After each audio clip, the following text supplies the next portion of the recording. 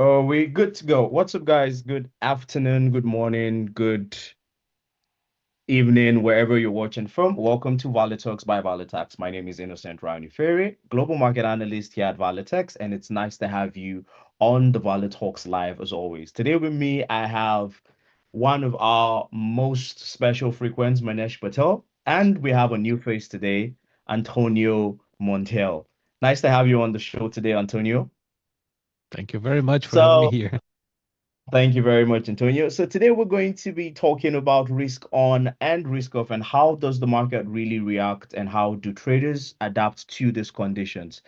Today I have with me Manesh, who is a CFT and trader for with over 30 years experience in the market. He's worked with institutions back into the retail trading world where he enjoys it better. And he's the author of Trading with Ichimoku Clouds. Thank you so much for joining us today, Manesh. And we also have Thank you. Antonio Montiel, who also has over 30 plus trading experience in the market. And he's the author of Trading with Technical Analysis, written in Portuguese, big time author and book seller on Amazon, and a trader as well. He is our new global market analyst for the Latin region in Valetax. Thank you so much for joining us today, Antonio. Thank you very So much. today we Yeah, so today we're going to be discussing and keeping it simple as always while we are analyzing the chart. And we're talking about risk on, risk off. Risk on, risk off is one of the most discussed conversation currently when it comes to trading and the foreign exchange market as a result of everything that has been happening. We know the geopolitical crisis between Iran, US that started out at, the start of this year, and we've still, have peace talks ongoing and all the negotiations falling apart and all of these things. And we also see the high rise in inflation numbers due to higher prices of oil and all of these things. Now, these are current things happening in the market, but where exactly is the market at? Are we risk on or are we risk off? How do these conditions affect the market? So, for better understanding and description of what risk on basically is a time in the period of the market, right, in the financial world where investors are more interested in wanting to put on more risk on, assets that show better return on investment. While risk off is where investors are a bit uncertain about the market and decide to play, the safe haven game. So if you're still, new to those terms, that should basically give you an understanding or a base to what our conversations are going to be like today. With that being said, I'm going to start out with our new guest on the show, Antonio. Since it's your first time, you're going to help us, shine the floor before Manesh comes dancing. Okay. Thank you. I don't think so. So, with that being said, yeah, how personally would you identify whether the market is currently risk on or risk off? What are your um inhibiting factors to determine if the market is risk on or risk off? What are those things you would like to see or no?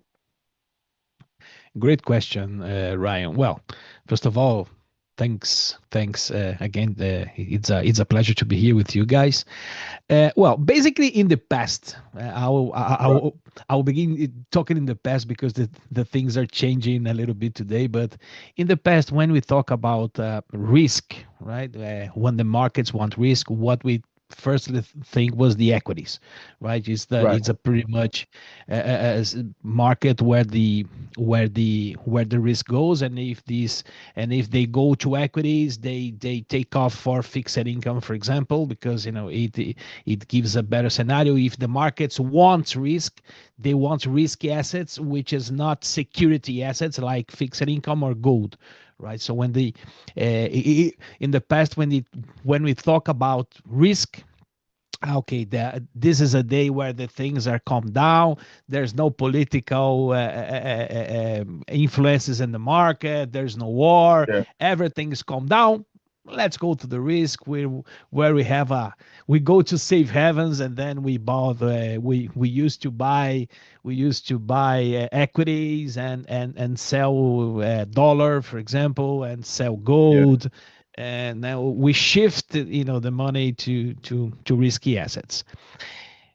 uh, at the other hand, when there are turbulent times, when there are concerns in the markets, and then we shift to gold, which is historically a safe haven, no asset for everyone.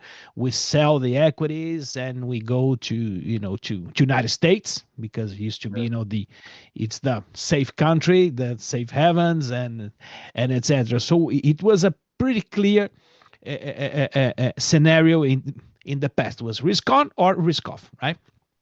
Yeah. Last year we begin to see a little change in this scenario, at my point of view, where the people are going to gold, where we see the high rally of the gold, from $2,000 to $5,000, just like almost more than doubling in a couple of years. And this was not directly related to risk on or risk off, but was like a shifting reserves. The people are shifting from United States, from gold as a reserve. The central banks are doing this movement. So the conversation of risk on, risk off was not too much correlated then, right? Because we see that the investors are selling America and going to gold, and this is for 7 reasons. I think the concerns of debt, the United States was one of these, was the trigger of this movement, right? United States is still it's the number one. They still have the largest economy, and there's no risk inside. But but there's large capitals that don't want to risk, right, too much when they see that there's a little beginning of smoking, because they're large chips. No? They're different from us. They're different from retail, where we can sell one thing and buy another in a matter of seconds. When you have large reserves like $1 billion, you just can't, okay, let's sell 2 billion today. We can't do this, right? Because it will affect the prices in the market. So this guy begins to see some signals of potential smoke in a future past that may be arise in America. And they begin to do this change, selling the United States and going to gold. So in the past, the things are very binary, risk on, risk off. We see the equities falling down, you can buy gold because it's directly related, which did not happen today. We see, for example, this year, with this war against America and Iran, for example, we see some days where are the potential risk on days, and the gold was falling. So what is happening here, right? If there's a scenario of the marketing wanting risk, but but the gold is going up. I'm sorry, the gold was going up. No, we see some things which are not directly related to the old scenario of risk on and risk off we saw in the past. Yeah. So resuming, my vision was in the past was pretty clear, for the risk on, asset risks and risk off, but it was changing a little bit today. This polarity in the markets. Yeah, it's making it harder to really like what exactly is happening in the market. Well, let's hear from Manesh. Manesh, what are your views? How do you find your sentiment around knowing if the market is risk off or risk on, considering the fact that you're highly a technical trader? Well, I mean, remember, I'm a technical trader now, but I started off with fundamentals and everything. But, I mean, the big question is, how do you know when risk is on, risk is off? And the next question is, what instruments to trade? Because there's so many of them now. You got gold, you got commodities, you got crude oil, you have bonds. So you don't know what in crypto too. So those are 2 questions there. But the first question comes down to is, people always talk about risk on and off, but you really don't know when it's coming in. Take, for example, the Iran conflict with the US. Okay, why the US stock market's going up? Why are they making all-time highs? Explain that one. That doesn't make sense with risk on and off. Initially, when Yeah. everything started happening, there was a fear factor, so people were going into less risky assets and stuff like that. But after a while, people became passive to what's going on with the war and everything. They started ignoring it, right? The other thing is the straits are open. Well, what does that mean? Doesn't mean crude oil is going to go completely down right now in the futures markets. We've gone down, but it takes 6 months or more for them to catch up because all the oil still has to be shipped going through there, which takes about a month. Then it goes to refinery, has to get refined, and then it comes out. So for them to catch up with everything that's happened, it's not instantaneous as the futures are predicting. It's going to take 6 months for them to catch up with the production and everything out there. So, and people are jumping to conclusions and everything, especially with today. When you woke up, the markets are up. Well, explain why. The dollar went down. But Ryan, if you pull up a chart of DXY on a weekly time frame, can you pull it up on a weekly? Okay, and you just zoom in some. Zoom in right there.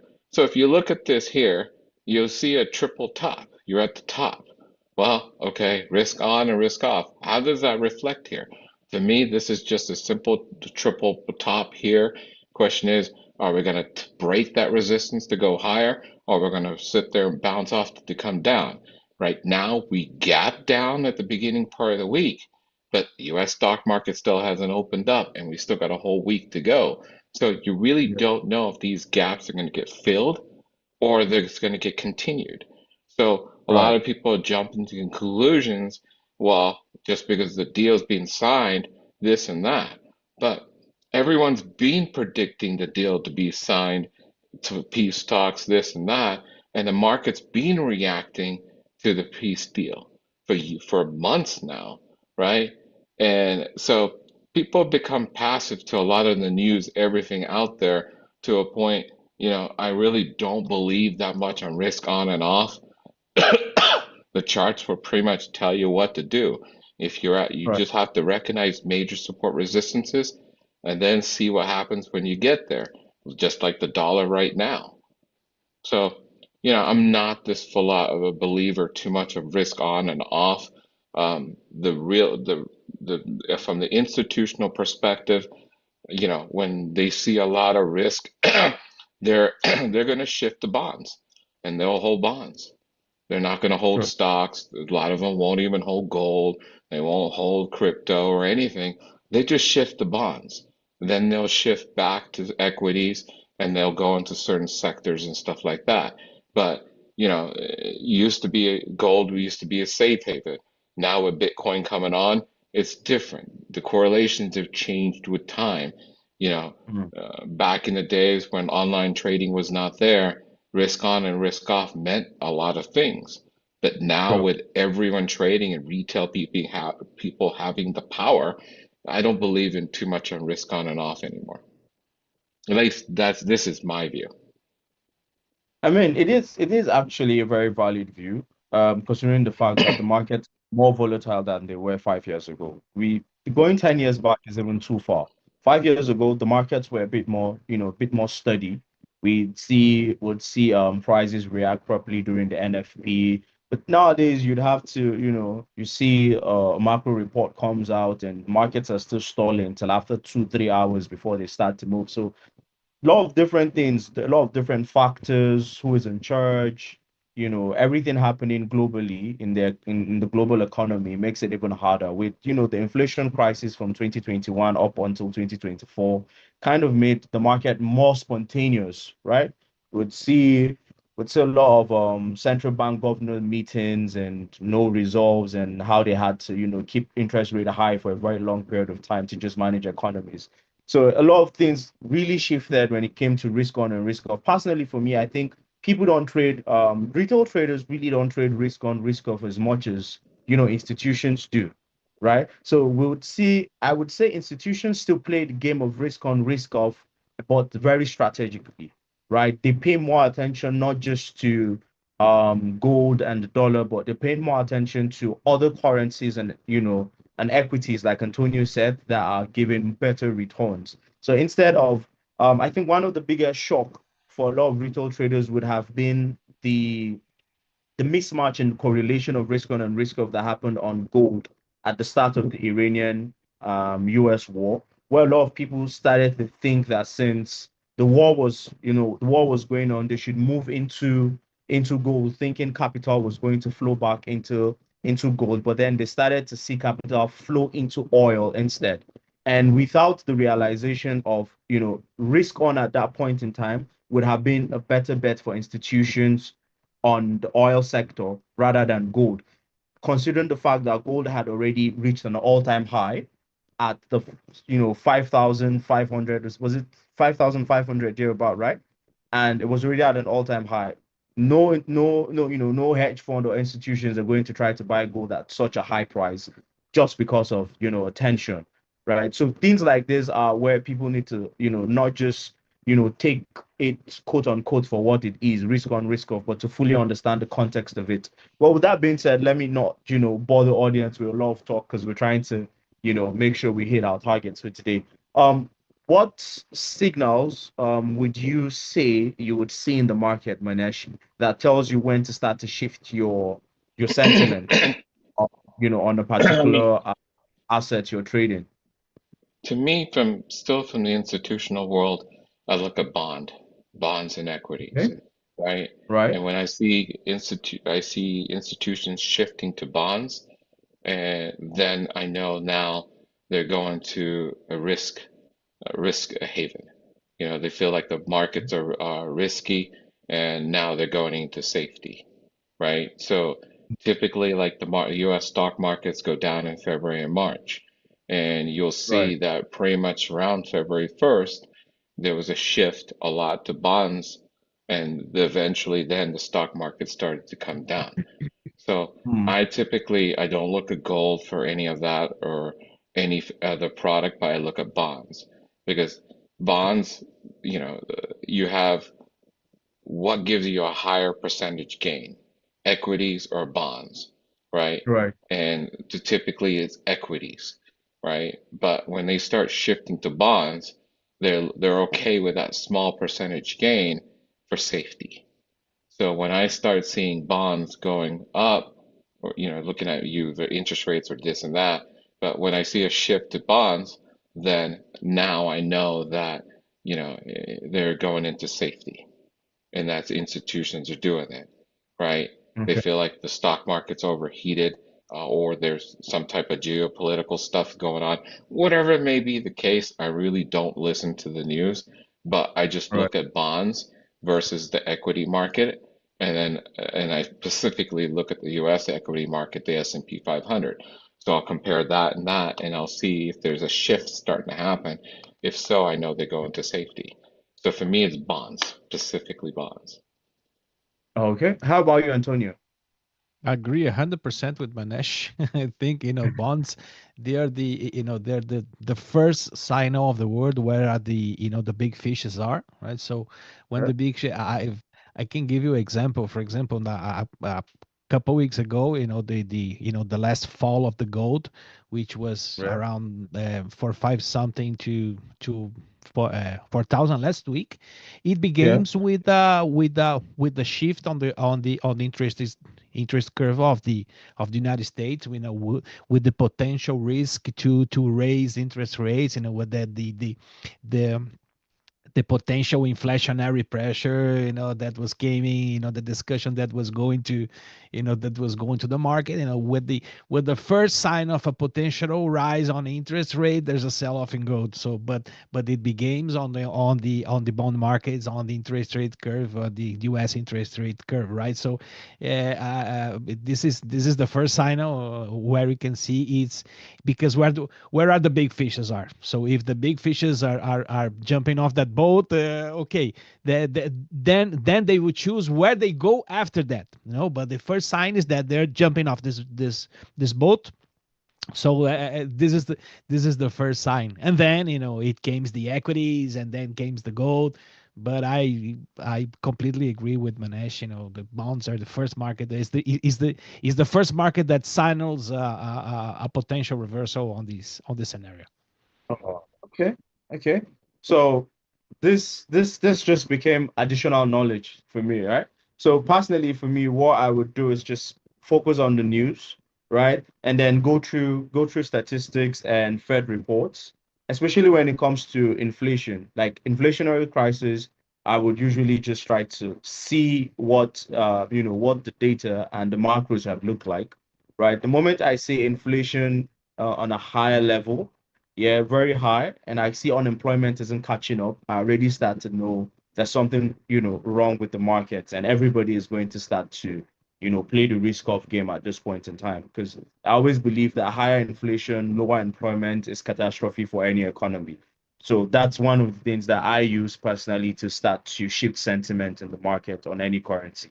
Okay, that being said, so what would you say technical analysis would do for traders trying to trade risk on risk off? Do you think technical analysis alone can, show signals as to when the market is risk on or risk off, Manesh? Yeah, I mean, they do, but you have to be careful. You looking at a 1 hour chart or 4 hour chart does not make sense. To Okay. see this risk on and risk off as you're talking about, you have to Yeah. keep to the weekly time frame. If you can't understand the weekly, go to the monthly, and you could see a Right. clearer picture, and you could see the shifting of between one asset to another asset when and typically you'll start seeing it on a weekly time frame. So here you Okay. could see that we're just consolidating here. So there's no shifting really going on there, right? So as long as you stick to the higher time frames, you could see the shifting that happens, between one asset to another asset and so forth. But, doing technical analysis on lower time frames just doesn't make sense. You have to see the long-term view, and you're only going to be able to see that on a weekly or monthly. Okay. How about you, Antonio? Do you think technical analysis is fair enough, or do you think there would be a need to to pair fundamentals and technicals? I think that a correct technical analysis in a larger time frame, just like Manish Yeah. said, it it can it can captures these periods, Yeah. as you were showing, for example, the dollar index, they're pretty much Yeah. consolidate, and you can have a clearly resistance and support levels, and you see that the big guys will act on these levels, right? They will clearly see, where is, because it shows where is cheaper and where is not cheaper, so they will act like this. They are seeing these levels. You did a comment, for example, when you talk about news. I came from the institutional side of the business, right? I used Yeah. to trade on the trading desks, and Yeah. was something that happens to me that I understand very clear, is that I used to trade all day. For example, I was a forex trader, so when you used to buy, for example, I buy dollars all the day long, doing market conditions, or doing SST of the bank.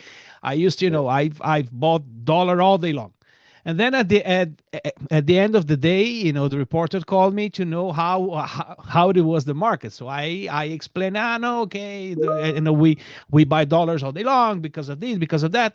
And then at the other day, when I open the journal, I see that my comment in there. So the people who will read the news, to be updated and to trade the news, they're trading the past pretty much, because this is what I did yesterday. I say, when I Yeah. opened the newspaper, I see that, I say, no, but this is past. This is not this is will happen today, because some days, to one day from the another, the things change completely, right? The scenario changes, the necessity of the institutional changes, the flows in the market changes, because there is something, we and the bank as institutionals, we have our needs, our special needs of our funds, for example, but we used to adjust this related to the flows in the market, right? So for example, in the dollar index, and I clearly see that there's a support or resistance. If I want to add the position, I will not add the position at the resistance levels. I will hold a little bit. I know, discuss with the treasurer, discuss with the upper management to try to enter in a position at the lower levels, right? So hold on a little bit and let's go and try. So technically speaking, yes, the technical analysis makes sense in these movements, risk on and risk off, because we see these because we always want to buy cheaper and sell higher, right? And we're trying to do this. Yeah. Okay, that makes a lot of sense. I'm just going to add something else to say that the prices retail traders look at are not always the prices institutions look at. Is that a fair thing to say? I feel like institutions always look at price levels at on higher time frames. I think if it's you and Manesh have traded, in institutions, you've sat on trading desks, right? And if we're to be honest about retail trading, a lot of retail traders look at key levels on the 1 hour time frames, whereas you on the trading decks we're looking more at key levels at probably the daily, weekly, monthly, and even yearly levels, and trading in the direction or from those levels, right? So every time you come from those levels, you kind of have like an idea that the market is either going towards this level or this level is a key resistance, right? And a a break of those levels or an invalidation of those levels could send the market a different direction, right? So how would you advise retail traders to use these prices to actually understand if market sentiment is shifting? Because currently, if we see prices break above the 100.500 level for the dollar index currently, yeah, we know for a certain that the dollar most likely is going to stay bullish for the rest of the year. And that would be a full risk off situation if being understood by retail traders. So what levels would you advise retail traders to use? Higher time frame levels or lower time frame levels when it comes to understanding risk off and risk on? Antonio, do you want to start? Okay, yeah, I can do it.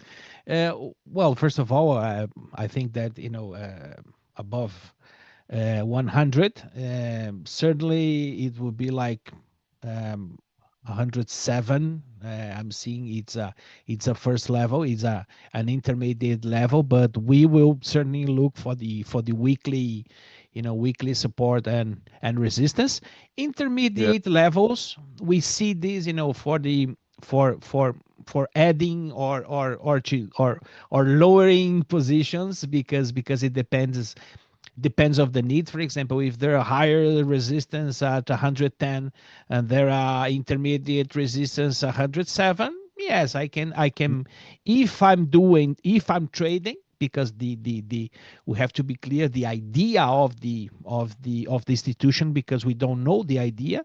For some institutions will just want to protection, right? So they will not right. sell at 107. Other institutions, okay, they will trade a little bit of this position. So if goes above 100, we'll sell a little bit in 107. And if it comes down to 105, 104, I can buy a little more until 110. Okay, Yeah, and play in the position. But if I was, for example, in a central bank, I will not sell at 107. I will buy more, below 100, 107 until 110, until 120, 115, for example, which is the higher level. Because yeah, remember that central banks, they're like big boats, right? So they, yeah, they don't trade, they don't do trading, swing trading. They don't do like this kind of stuffs. And there's an interesting thing, they speak with each others. They talk among themselves. Okay, yeah, so they used to have some meetings every 6 months. All the major central banks, and I see almost all the central banks. For example, I know guys, which manage the reserves here in Brazil, Argentina, and Uruguay, and they have these meetings, and with the guys, central banks, in US or in Europe, for example, and they speak about themselves. Hey, what are you thinking about the dollar? I'm buying dollar. Yes, I'm buying dollar until 115. I will not sell any. So they have this vision. This aligned vision. They're all like follow the same thought. Sentiment. Yeah, that's why this is what happens with gold, right? From coming from 2000 to 5000, it was because they're all aligned with the same stuff. So yes, we always look to the big picture. Okay, so basically, would say retailers should also focus when it comes to risk on and risk off, should focus on the bigger picture, not the smaller picture. Yeah. You should, Okay. I mean, you look at the higher time frame, specifically like the weekly, to give retail people example. Look at weekly, draw where the support resistance lines are, and then trade around those support resistance lines, not in between. And retail people don't do that. Reason why is they're not patient enough to do it. So they may be trading in the middle of the consolidation pattern, and at that point, they're going to lose. If you trade right around the support resistance levels on the weekly, then you have a higher probability of success. For me, if I'm swing trading or day trading, my end goal still always is, okay, my goal is for day trading or swing, can I close above the weekly high or low? That's always my scenario. That is what I'm ingrained to do. It doesn't matter when I'm trading, lower time frames, this and that. My goal always is to close above the weekly high or close below the weekly low for bearish trades. So that is always the goal. Because if you could sit there and keep on closing above the weekly high or low, now you know that you're in a long-term picture. And here, if you look at the dollar here, how you break that resistance makes a big deal today. Before, when you break it, you broke it. Now, if you break it with too much volatility, it's not really a break, it's a false break. So there's a lot of scenarios now of when you break these major resistance levels, how you break it. And if you break it with too much volatility, it's fake. And it'll come back down to it and come right back into the consolidation pattern, and you'll be trapped. So you really don't want to break it with huge price action. You want to break it with small price action, break that resistance, turn into support, and then go. If you have that, then you know it's good to be a trend. Now you're going to start a bullish trend. So if you look at that top line, whatever that is, I think I'm having a hard time seeing your numbers. Yeah, that one right there. So I'll be looking for it to break that 150, let's just say 100.50, break it, come back, test as a support. If it holds and then goes up, now that's a clean break to start a bullish trend out of the consolidation pattern. But if it breaks that level and just keeps on going straight up without turning that resistance into a support, I don't believe it at all. Okay. And so there's fake breakouts now. So yeah, you recognize the key levels, but you want to make sure that you break these levels a good way. And if you don't, it's not going to survive. Yeah. Okay. That makes it beautiful. So, Antonio's always we like to give like you're new, so we're still initiating you into the ValeTalks system. So we like to give like like a key takeaway for traders who are watching. And before we do that, big shout out to everyone who's watching ValeTalks today. Whether you're from Asia, US and the Americas, or you're watching from Africa, you're watching from Europe, wherever you're watching from. We're always glad to have you on the show, and never forget to trade with Valetax. Feel free to click the link in our bio to get your account registered and start trading with Valetax for as low as just $1 in your trading account, and you're good to start trading, and you're up to set yourself up to understanding how the market works And also, we have a lot of materials and resources on our YouTube channel that you can watch, learn, and start trading as well. So, Antonio, before we leave the show today, is there anything you would want to, say to the traders? Is there any advice you want to give to them to help them, be better traders in such market conditions? Because whether we like it or not, the market I started trading 6, 7 years ago is completely different from what I'm trading today. And I had to, keep growing myself to be able to get to the point where I can even understand what risk on and risk off is.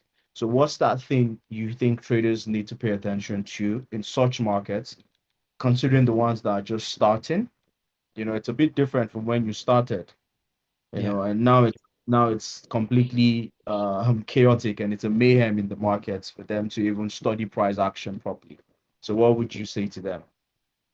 Great, great. Well, I think that first of all, that the market is dynamic. They're not static. This is a very important lesson. If you think that we'll read the book and then we will be okay in the market today and tomorrow will be the same, you're completely wrong. So this is a professional where you have to work. You have to be open-minded, to see what is really happening in the market every day.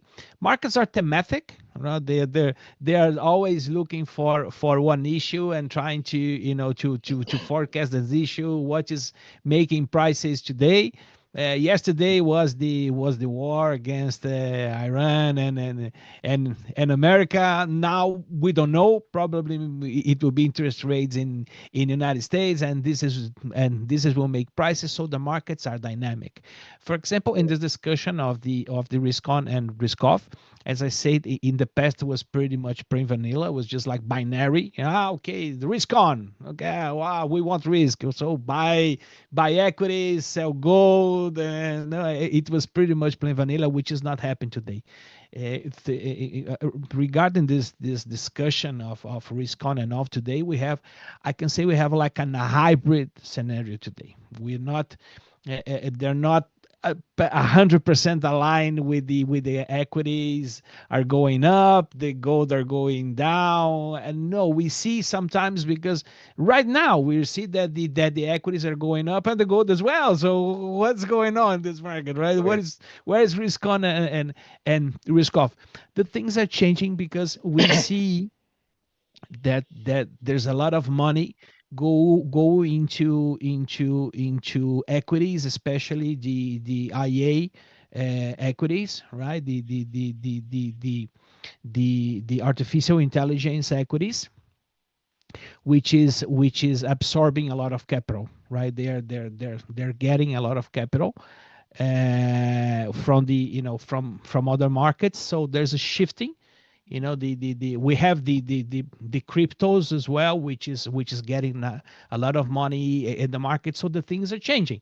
No, so you have to be a very hybrid view and seeing where's the market looking up. So they're not pretty much the same. They're dynamic. They're changes. The setups changes. The strategies changes. So you have to be a very dynamic in the market to be updating and continuing make money across the years. So I think it's pretty much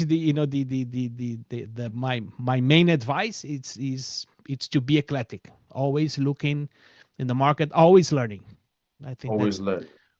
the main idea. Thank you so much, Antonio. I guess that sums it up, and I believe that anyone that's been watching and our viewers will take that advice seriously, because the current times in the market are not the ones where you're just trying to trade support and resistance, because you have no idea what's coming for that support. It could be an RPG, and it could be a tank, coming for your support level. So you need to make sure that you're well informed on everything happening. So, like Antonio rightly said, our viewers, you need to be eclectic. You need to keep learning, you need to keep studying, and you need to keep doing what you're doing. Like Manesh told me last week, he says, you never stop trading, right? Even if the market seems to be breaking bones and shattering accounts and institutions are crying, even if the 2008 financial crisis repeats itself, you don't stop trading. You stay in the market. That's the only way you get to learn from the market, right? No one's going to Yep. teach you about the market better than the market. So you need to stay trading.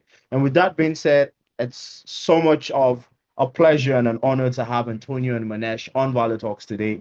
Thank you guys so much for joining. I want to give a big shout out to our production team behind the scenes. Shout out to Faris, and a big shout out to our viewers who have been watching and have been following and have gone this far with us.